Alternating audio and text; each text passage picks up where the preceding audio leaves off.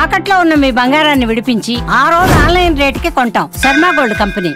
జమ్మూ కశ్మీర్లోని పహల్గామ్ ఉగ్రదాడి తర్వాత పాకిస్తాన్కు వ్యతిరేకంగా భారత ప్రభుత్వం తీసుకున్న కఠిన నిర్ణయాల్లో ఒకటైన భారత్ పాకిస్తాన్ మధ్య ఉన్న అటారీ వాఘా సరిహద్దు పూర్తిగా మూసివేయబడింది. దీంతో ఇరు దేశాల మధ్య రాకపోకలు ఇక ముగిసిపోయాయి. భారత్లో ఉన్న పాక్ దేశస్థులు వెళ్లిపోవడానికి ఇచ్చిన సమయం ముగిసిపోవడంతో భారత్ ఈ సరిహద్దు ప్రాంతాన్ని మూసివేసింది. దీంతో గడిచిన 7 రోజుల్లో 911 మంది పాకిస్తానీలు భారత్ను వీడగా 15 మంది భారతీయులు పాకిస్తాన్ నుంచి తిరిగి వచ్చినట్టుగా తెలుస్తోంది.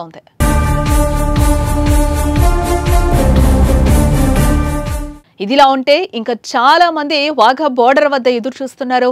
మండే ఎండలో చిన్నపిల్లలతో ఎదురు చూస్తున్నారు. పాక్ తిరిగి వెళ్లేందుకు అక్కడ పౌరులు వాఘా చేరుకోగా పాక్ సైన్యం సరిహద్దును మూసివేసింది. దీంతో పసిపిల్లలతో నడి రోడ్డు మీద తీవ్ర అవస్థలు పడుతున్నారు.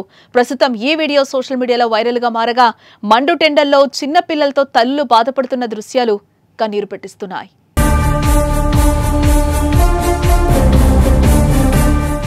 భారత్ నుంచి పాకిస్తాన్కు ఆ దేశ పౌరులు వెళ్లిపోవాలనే కండిషన్ నేపథ్యంలో చాలా మంది వాఘా బోర్డర్ కు చేరుకున్నారు.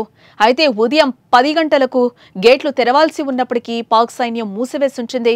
లోపలికి అనుమతించాలని వేడుకున్న బీఎస్ఎఫ్ జవాన్లు ఎవరిని చెక్ పోస్ట్ దాటడానికి అనుమతించలేదు. దీంతో ఆ రోజు ఇరువైపుల నుండి ఎవరు దాటలేక అక్కడే అవస్థలు పడుతున్నారు.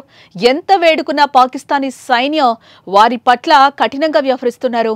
దీంతో తాము అసలు ఏ దేశానికి చెందిన వారమో తెలియక మహిళలు, వృద్ధులు, పిల్లలు తలదాచుకునే ప్రదేశం కూడా లేక ఆకలితో అలమటిస్తున్నారు. పాకిస్తాన్ చర్యపై తీవ్ర విమర్శలు వెల్లువెత్తాయి.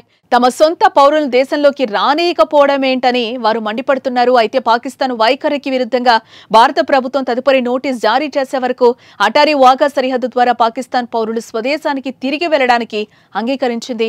ఇక పహల్గామ్ ఉగ్రవాద దాడి నేపథ్యంలో భారత్ ఉద్రిక్తతల మధ్య పాకిస్తాన్ అటారీ వాఘా సరిహద్దును మూసివేసింది. ఇది మూసివేయక ముందు దాదాపు 1000 మందికి పైగా పాక్ పౌరులు వెళ్లిపోయారు.